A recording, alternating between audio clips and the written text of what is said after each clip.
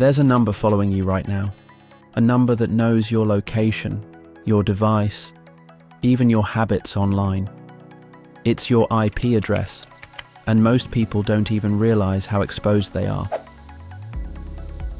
An IP address is like your digital home address.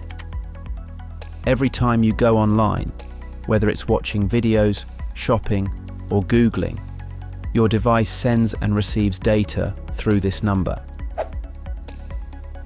Websites use your IP to know your location, track what you search, and build a profile about you. Even hackers can use it to find weak points in your connection. So how do you stay safe? First, use a VPN. It hides your real IP and gives you a new one.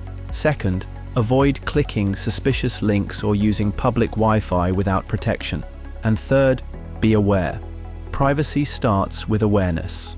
Your IP address might look like just a number, but it's the key to your online identity.